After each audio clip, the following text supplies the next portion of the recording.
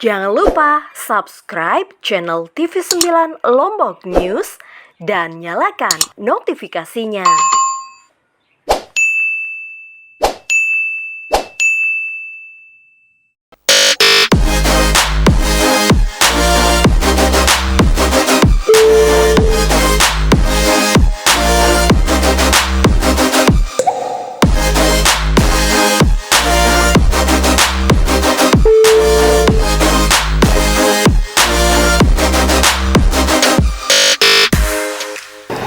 Assalamualaikum warahmatullahi wabarakatuh. Selamat malam apa kabar Anda pemirsa. Kembali lagi kita di Speak Up Podcast pada malam hari ini. Kali ini kita akan bicara kaitan dengan filantropi.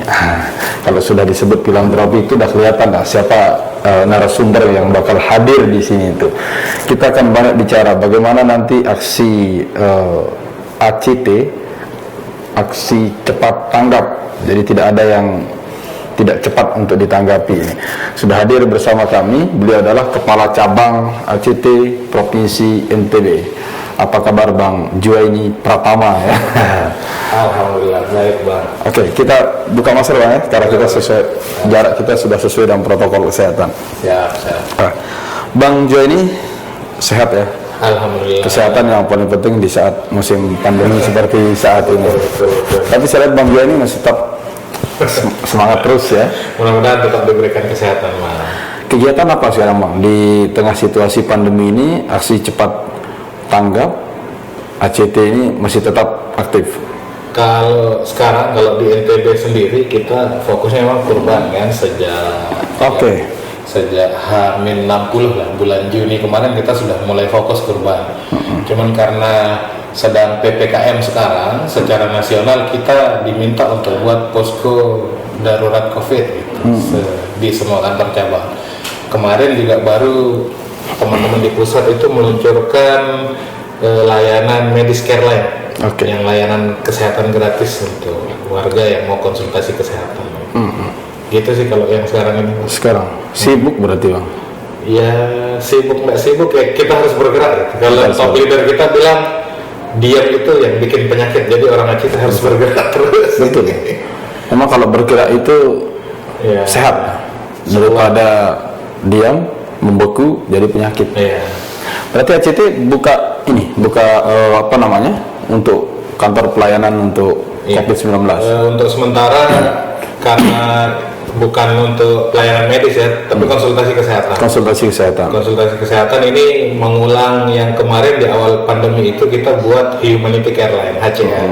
Itu layanan antar beras gratis kebutuhan pokok untuk warga yang terdampak COVID. Nah ini kita ngulangi itu, kita sekarang punya care line yang isinya kalau tidak salah ada sekitar 20-an dokter umum sampai dokter spesialis yang ditempatkan di line telepon kita yang di kantor pusat gitu. Dia langsung terhubung dengan. Berarti langsung pusat, bukan pusat di daerah. Ya, bukan. Tapi daerah hanya mengkampanyekan itu. Mengkampanyekan. Jadi masyarakat secara umum bisa konsultasi ke sana. Betul. Untuk kesehatan apa dan lain sebagainya. Untuk semua bisa dikonsultasikan masalah kesehatan. Nah, setelah berkonsultasi nanti apa yang kalau di ada tindak lanjut dari itu ACT? Biasanya dikasih resep. Kemarin sih infonya kalau ada resep bisa diambil di apotek yang bekerja sama dengan ACT. Cuman kami belum dapat informasi tambahan kalau untuk di cabang. Kalau di kantor pusat itu kan ada 2 kantor ACT, di Menara 165 dan ada di Cikuta. 165 miliknya ya. Bang Ari Ginanjar. Menara ESQ. Kebetulan kita di sana ada 3 atau 4 lantai yang kantornya ACT di sana. Tapi untuk yang satu lagi ada di Cikuta, di ruko di dekat UIN sana, itu juga yang langsung rescue, ya.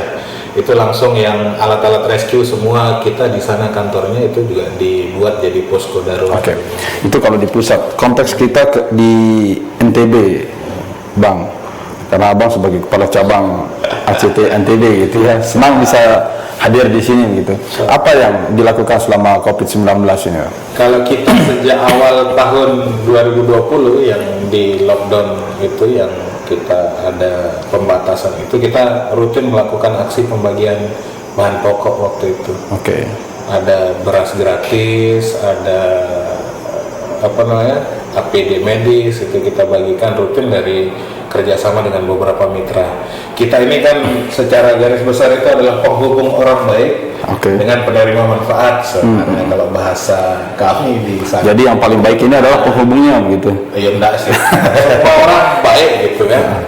Kalau paling-palingan nanti susah kita ngomong kalau paling baik paling ini. Jadi kami hanya jembatan lah gitu. Jembatan bagi orang-orang yang baik. Jembatan bagi orang-orang yang ingin menyalurkan kebaikannya supaya dia lebih tepat sasaran gitu.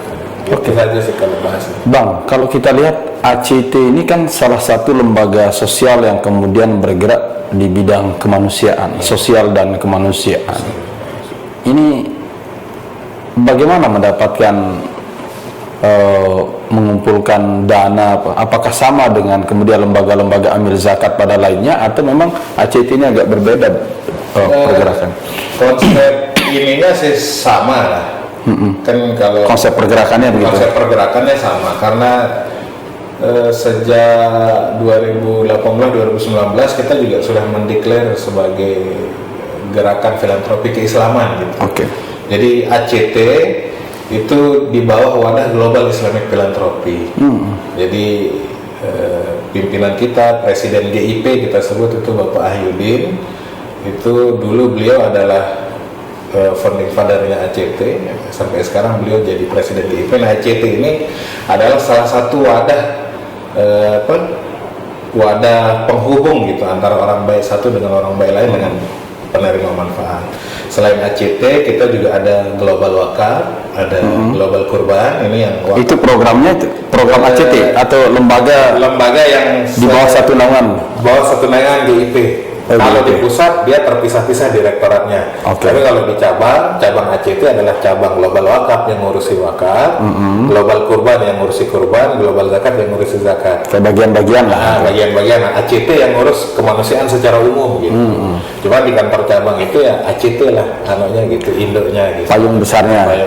Tapi kalau di pusat GIP, masing-masing direktoratnya ada Global Wakaf. Berarti kalau masyarakat ingin menyalurkan infak, sedekah dan lain sebagainya atau sumbangan-sumbangan kemanusiaan bisa melalui ACT? Bisa melalui ACT. Bagaimana cara mengakses ACT untuk misalkan nih, kalau ada orang baik katakanlah, kalau mungkin kita sebut dermawan ini kan sudah umum kita sebut orang baik lah. Kalau ada orang baik ingin menyalurkan donasinya atau uangnya melalui ACT itu gimana caranya, Pak? Bisa terhubung via online atau offline juga bisa.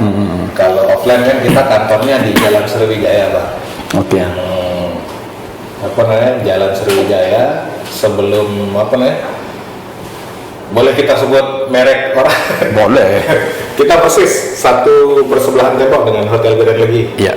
Nah, di sana itu bisa offline, datang langsung ke kantor atau minta dijemput gitu. Dulu kan kantornya di sini, yang di Turide. Oh bukan, kalau itu gudang kalau itu. Oh gudang itu. Gudang itu gudang ini manufaktur pembuatan shelter knockdown dulu kalau itu. Kalau kantor kita sejak awal berdiri kita di Sriwijaya. Cuma kalau yang di Turide terus yang di Brawijaya itu gudang, karena itu dulu terkait efisiensi untuk kegiatan gempa. Karena kalau di kantor kita mau taruh barang semua tidak cukup gitu. Jadi kita sewa beberapa tempat untuk menaruh.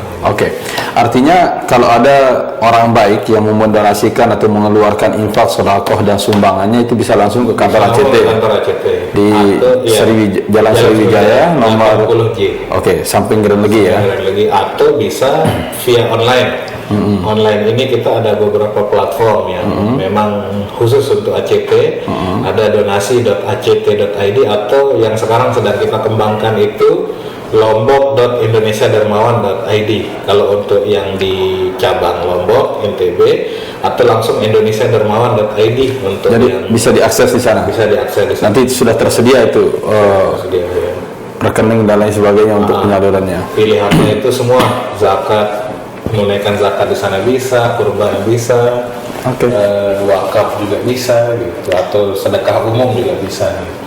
Besarannya tidak ditentukan. Kalau besaran tidak kita tentukan. Kecuali zakat ya. Kecuali zakat yang memang sudah ada ketentuannya. Kalau zakat biasanya ada beberapa donatur yang datang, saya punya emas segini, hitungan nisabnya sebenarnya sudah masuk, bisa ditolong berapa total nilai zakatnya, dihitungkan berarti. Dihitungkan. Oke. Berarti ACT ini memang isinya orang-orang yang tidak hanya bergerak di bidang kemanusiaan tapi ahli di bidang keagamaan gitu ya. Kurang lebih begitulah. Ya. Kalau kita sebut ahli juga enggak lah. Ya sedikit tahu lah gitu. Okay. Untuk bekal kita, karena kalau zakat itu kan sudah ada hitung-hitungannya sendiri. Wakaf juga hitung-hitungannya. Sudah ada hitung-hitungannya sendiri. Berarti, tetapi yang saya baca ini Bang, di webnya untuk ACT Pusat, saya tidak tahu nanti ini mungkin bisa dikomparasi dengan di NTB begitu. Justru di musim pandemi ini tingkat kedermawanan, tingkat orang baik itu semakin banyak ada. Kalau kita konteks di NTB kita sama. Di NTB kita juga menemukan data yang sama. Jadi saya sejak akhir tahun 2020 itu coba bedah data sama teman-teman di sejak mulai pandemi lah gitu. Ya, kan hitungan kita biasa cut off itu tahunan kan. Nah, seiring dengan data di cabang, di pusat, di cabang juga begitu kita temukan. Kalau dulu kemitraan kita itu banyak dengan lembaga korporat itu kan perusahaan. Nah, pas pandemi ini yang dominan itu malah donatur personal gitu. Donatur pribadi dan komunitas-komunitas yang artinya memang itu di komunitas peduli ya, komunitas peduli gitu. Jadi kalau kami, karena sejak pandemi itu kan yang banyak berkembang narasi di masyarakat bahwa sedekah itu menolak bala, dan itu kan yang diajarkan oleh Nabi kan. Jadi bisa jadi itu sebagai salah satu trigger. Kita bicara dalam konteks spiritualitas kita gitu sebagai seorang muslim gitu kan. Dan secara kemanusiaan juga gitu. Ya, berbagi itu membahagiakan. Iya, dan itu bisa diukur secara medis sebenarnya. Ya, betul. Karena begitu kita memberikan, berbagi secara ikhlas pada orang kan akan menimbulkan efeknya bahagia, dan kebahagiaan itulah salah satu kunci dari kesehatan itu sendiri. Jadi kira-kira seperti itu. Imun meningkat begitu. Jadi kalau Bang Jo ini tetap bahagia dan tetap menyalurkan berbagi sama masyarakat, ya nanti imun akan meningkat juga. Kita akan kembali lagi sesuai jeda perwakilan berikut nih Bang. Bisa tetaplah bersama kami di Speak Up Podcast. Ya pemirsa, kembali bersama kami di Speak Up Podcast pada malam hari ini. Saya masih bersama Kepala Cabang ACT Provinsi Nusa Tenggara Barat, Bang Juwaini Pratama Bang. Tadi kan justru ini menarik kalau kita melihat data begitu, data orang baik kita yang ini yang terhimpun tentu yang di ACT gitu kan. Justru kita melihat di tengah situasi pandemi Covid ini seharusnya jumlah orang baik yang menyalurkan donasinya melalui ACT semakin turun, tetapi justru ini semakin meningkat. Apa berapa persen peningkatan dari hari-hari biasanya atau tahun-tahun biasanya Bang? Kalau hitung-hitungan kami yang di cabang ini, peningkatannya itu hampir 70-80%. Wow, jadi besar berarti. Cuman nominalnya berkurang. Jadi kalau dulu sedikit transaksi tapi nominalnya agak besar kan. Tapi kalau saat pandemi jumlah transaksi meningkat tapi nilainya sedikit, tapi rutin. Donatur baru banyak. Donatur baru yang banyak. Dan keistiqomahannya, konsistensinya itu tepat gitu. Kita cek itu ada yang rutin sepekan sekali, sebulan sekali, bahkan ada yang rutin itu sehari sekali, tapi setiap hari lah, ba'da subuh, dan itu kita ketemu banyak itu donatur yang ba'da subuh gitu.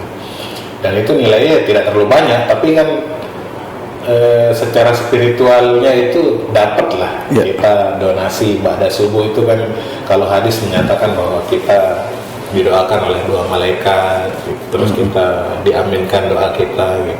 Atau ada juga yang rutin setiap hari Jumat, nilainya sekian gitu. Begitu yang kita temukan. Kalau ACT nyiapin celengan di toko-toko atau di ini juga ada, kita sih ada disiapkan juga.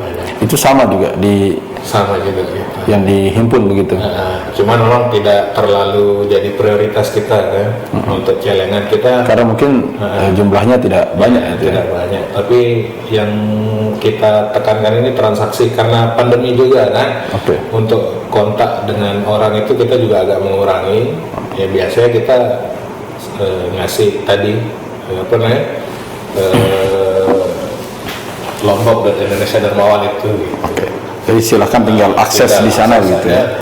Terkait programnya ACT. Nah, ini yang mungkin yang paling penting juga Bang. Begitu masyarakat misalkan ini soal trust kan, begitu masyarakat mempercayakan ACT untuk menyalurkan donasinya, menyalurkan sumbangan dan lain sebagainya, itu bagaimana bentuk transparansi ACT kepada mereka para orang baik atau donatur ini sehingga mereka bilang tadi tetap menjadi donatur tetap di ACT itu. Kalau kita titik tekannya sih pada komunikasi saja sih. Jadi kita ada tahapan-tahapan penyampaian laporan juga ke mitra sama update-update semua kegiatan kita di sosial media gitu. Sebagai bentuk pertanggungjawaban ya.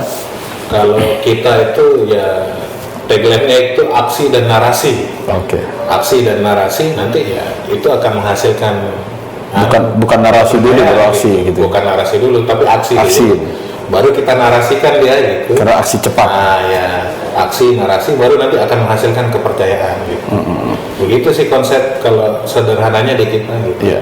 Jadi itu kemudian yang memberikan trust pada masyarakat dan para donatur begitu. Dan memang yang kita produksi juga aksi-aksi ini juga kan gimana saya mau bahasakannya ya, karena saya sejak tahun berapa saya ikut kegiatan. Kalau sebagai relawan ACT saya sejak 2012 di NTB. Tapi kalau MRI-nya sendiri, Masyarakat Relawan Indonesia yang ini, dia selalu berdampingan logonya kalau dengan ACT karena dia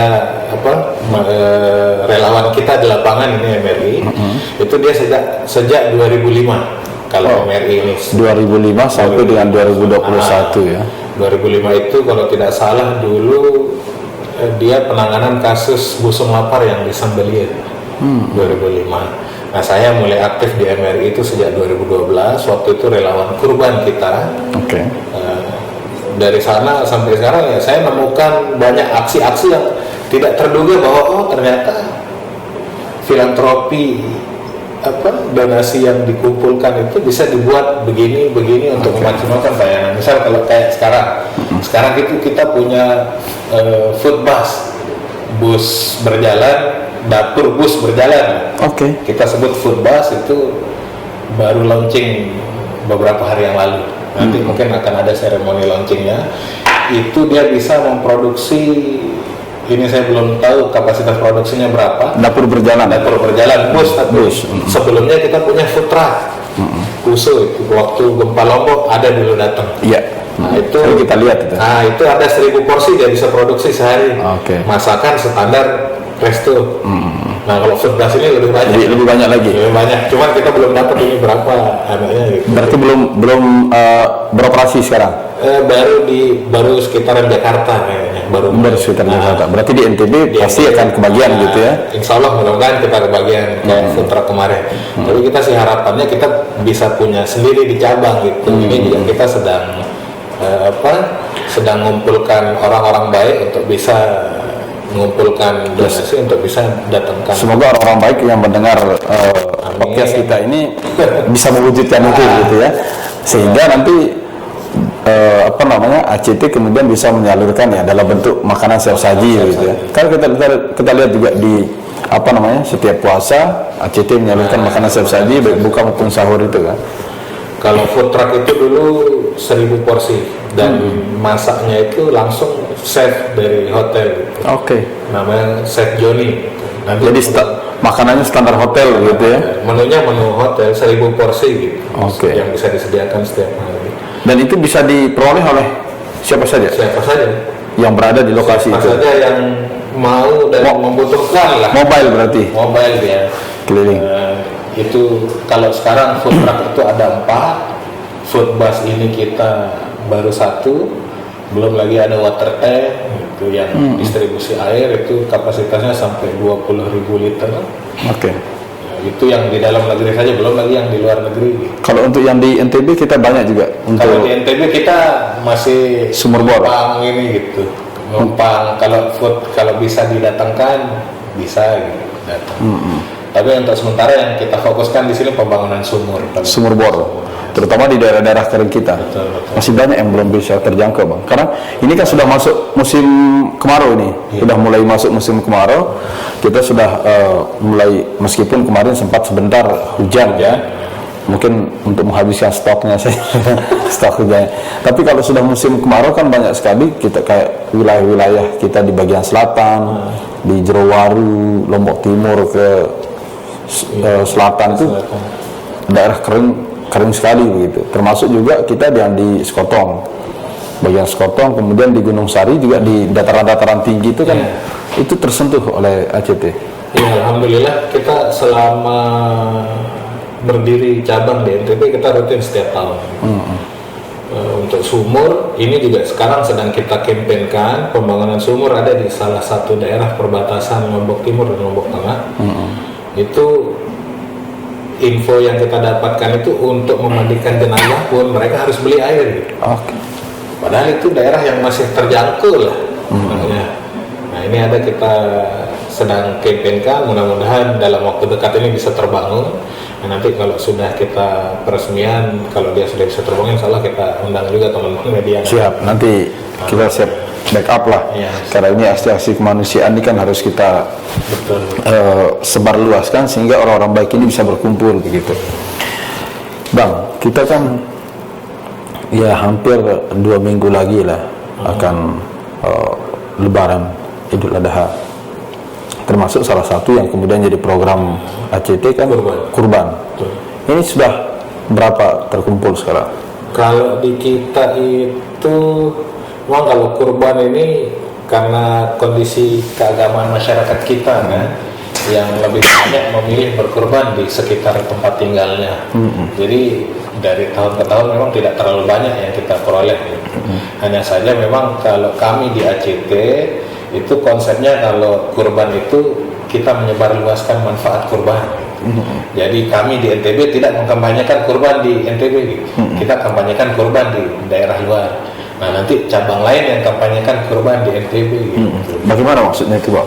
Ya, jadi kami misal kalau kami sekarang di NTB karena kemarin kan isu Palestina kita fokusnya kurban Palestina sama kurban untuk kelaparan Afrika. Ini yang setiap tahun kita ini kan. Jadi kampanye rutin lah ya, kurban untuk Afrika karena di Afrika itu jangankan untuk makan sehari-hari, jangankan untuk daging kurban kan, untuk makan sehari-hari pun mereka susah. Jadi ya, sesekali setahun kita bahagiakanlah dengan memberikan mereka daging kurban. Artinya hewan-hewan kurban yang dapat dikumpulkan di NTB itu dibawa sana. Iya, biasanya begitu. Kalau yang kita sejak tahun 2018 waktu itu kan gempa. Kalau gempa ada slot khusus kurban untuk Lombok, ada slot khusus untuk kurban di luar negeri. Karena kita sudah 50 negara kan jangkauan kita. Iya. Di Asia semua kan? Di semua benua. Di semua benua sekarang. Semua benua. Nah berarti kalau termasuk kurban tahun ini Kurban. tidak ada untuk kurban untuk wilayah di NTB.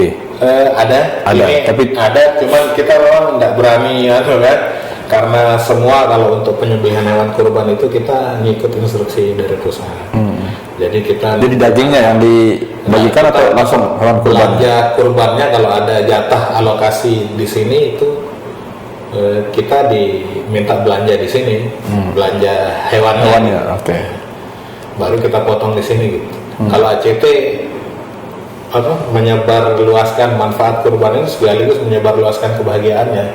Karena kurban itu kayak yang tadi saya sebut, berbagi itu membahagiakan. Ketika kita potong hewan kurban, kita bagi dagingnya, itu kan masyarakat langsung menerima daging segar gitu. Dan yang kita beri, tapi ada juga yang diberikan hewan kurbannya nanti potong sendiri atau ACT yang kalau biasanya sih kita potong sendiri langsung gitu. Jadi terpusat pemotongannya. Karena ini terkait dengan pelaporan ke donatur kan, donatur kurban itu ada beberapa foto yang sekiranya agak susah kita ini gitu. Ya agak susah kita, ya namanya kalau kita langsung kasih nanti dipotong langsung, nggak ada proses foto apa untuk dokumentasi karena itu penting bagi bentuk pertanggungjawaban ya. Betul, dan itu yang setiap tahun kita agak berat memang laporan itu. Kalau salah-salah cara ini kan, masa kita mau beli sapi untuk kita potong. Artinya memang ya mereka ditempatkan di satu tempat sehingga difoto, dokumentasinya tepat gitu. Berapa orang biasa kalau mau berkorban? Apakah sesuai dengan harga hewan seperti kambing, kerbau, sapi, atau bebas saja? Kalau kumpulan. Kalau kita itu yang kurban reguler itu ya kita ada harganya memang kalau di ACT. Kalau setara 1 ekor kambing itu kita hargakan 2.300.000. Yang sekarang? Ya, yang sekarang. Kalau sapi itu 16.100.000. Itu kan 7 ekor ini. Kalau unta itu berapa ya? Kalau nggak salah 33 juta kalau unta. Kalau sapi Palestina itu 25. Sorry, kalau sapi Palestina saya lupa ya, karena kemarin saya hanya fokus di kambing domba Palestina aja. Itu 5 juta. Kalau sapi coba nanti saya cek lagi. Jadi bagi masyarakat terutama yang mau berkurban ya silahkan sesuaikan dengan ini ya. Atau kalau yang belum mampu berkurban penuh, kita ada program namanya sedekah kurban. Sedekah kurban. Artinya berapapun mereka dapat begitu, tapi tidak sesuai dengan jumlah ya. Artinya bukan kurban ya. Kalau sedekah kurban, kalau di kami biasanya nanti kami kumpulkan dulu sampai seharga 1 ekor kambingnya ACT. Misal ini biasanya kita sih sasar teman-teman komunitas. Teman-teman komunitas ini ngumpulkan seharga 1 ekor kambing, atau misal dia mau sapi atau domba atau mau onta. Setelah cukup 1 ekor ini, kan ini patungan ya. Tapi tidak cukup dengan nilai 1 ekor kambing, dia patungan dan dia pilih atas nama siapa kurbannya. Biasanya sih kita sarankan atas nama marbot, guru ngaji, atau fakir miskin yang memang sekiranya seumur hidup dia tidak akan mampu berkurban. Itu bisa. Jadi kita yang di luar yang tidak mampu berkurban ngumpulkan jadi satu dananya. Setelah cukup harga 1 ekornya ya sudah, nanti kumpulan donatur ini mau milih atas nama siapa ya. Nanti soal pahala itu kan urusan Tuhan yang mengatur begitu. Jadi niat baik itu ya pasti akan dan distribusinya kalau untuk dagingnya itu langsung didistribusikan ke masyarakat secara umum, atau mungkin perwakilan masing-masing kecamatan yang biasanya kita di semua. Kalau pengalaman tahun kemarin kan jatah kita di sini itu hanya di Pulau Lombok dan Pulau Sumbawa itu di 7 kabupaten kota. Tapi kita upayakan supaya semua kabupaten kota dapat lah. Yang 10 kabupaten kota di NTB ini. Biasanya itu kita titik potongnya. Kalau kayak dulu waktu gempa ya, bisa saya contohkan karena di sana yang banyak kan kita potong. Dulu kita pusatkan pemotongannya di RPH Kediri karena kebetulan waktu yang di Banyumulak, yang di Kediri, yang di yang dekat Islah. Dekat Islah betul. Waktu itu saya kebetulan yang koordinir pemotongan hewan kurbannya. Kalau di daerah Lombok Barat itu pemotongan di sana itu yang dibawa ke Lombok Tengah dan Lombok Timur sama Lombok Utara sebagian. Itu kalau tidak salah kami memotong di sana hampir 500 ekor. 500 ekor kambing. Iya, karena sapi.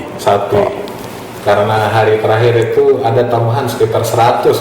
Waktu itu jatah yang kita potong di sana sekitar 250 sampai 300. Tapi ada mitra dari luar yang ini sepertinya Lombok harus ditambah, sudah tambah lagi. Karena waktu itu gempa ya. Nah, belum lagi yang kita potong di masing-masing posko di Kabupaten Lombok Utara. Waktu itu kita punya posko itu di hampir semua desa, 33 desa. Jadi total yang kita potong untuk NTB waktu gempa itu sekitar 1035 ekor. Wah, banyak sekali ya. Nanti kita kembali. Masih banyak hal yang ingin saya tanyakan ke Bang Jo ini. Kita akan break sejenak, kami akan kembali sejenak pariwara berikut ini. Bang Jun, tadi kan kita bicara soal bagaimana distribusi nanti hewan kurban yang dilakukan oleh ACT NTB begitu. Jadi memang dagingnya yang diberikan ke masyarakat setelah dilakukan pemotongan, kemudian disalurkan dalam bentuk dagingnya yang disampaikan. Dagingnya yang kita salurkan, begitu dipotong langsung kita kasih daging. Karena konsep kurban itu sebenarnya membahagiakan gitu. Kurban itu membahagiakan, jadi ya menerima daging segar itu yang membahagiakan orang itu kan, karena daging itu kan makanan mahal untuk Dan sekarang sudah mulai dibuka open donasi untuk kurbannya.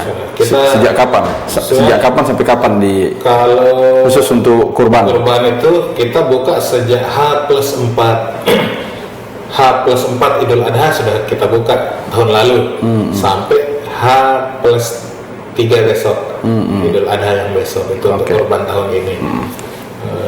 Biasanya kalau hari plus 3 itu biasanya kita sampai jam 12 siang supaya bisa kita potong sebelum maghrib kan.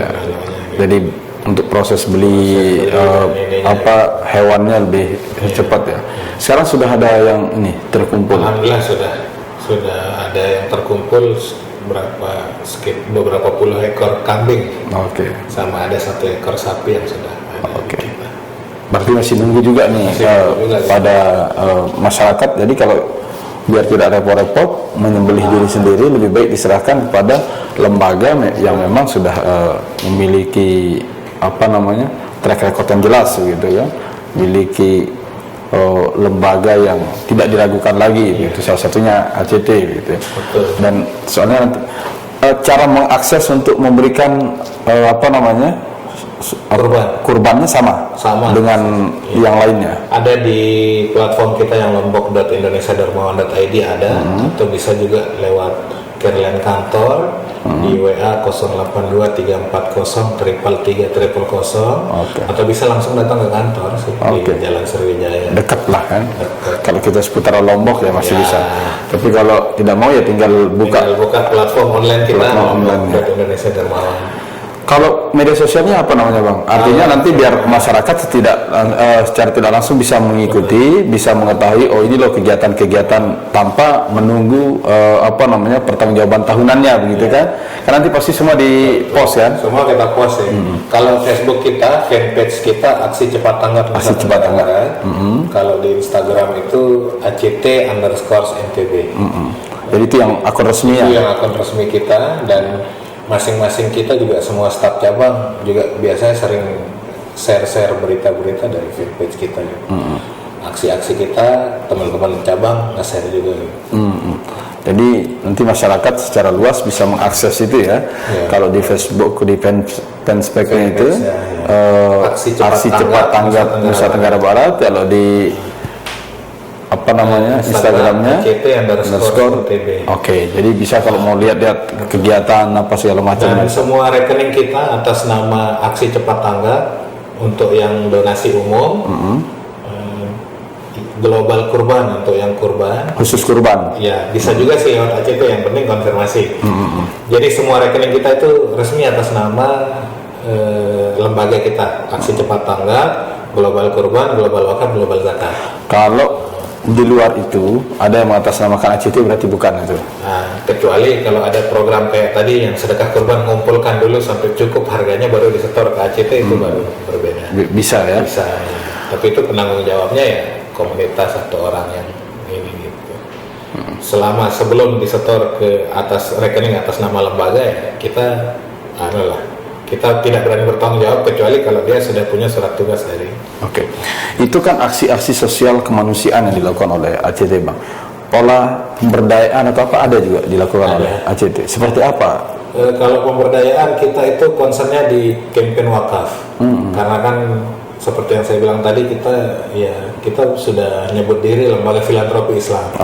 Nah, di Islam itu kan filantropinya banyak gitu kan, zakat, wakaf, kurban, ini dan sedekah itu kan, zakat, infak, sedekah itu kan filantropi, bisa dibahasakan filantropi. Nah, untuk pengembangan masyarakat itu kita fokusnya di campaign wakaf. Yang sedang kita kerjakan sekarang dan masih berjalan itu wakaf modal usaha mikro.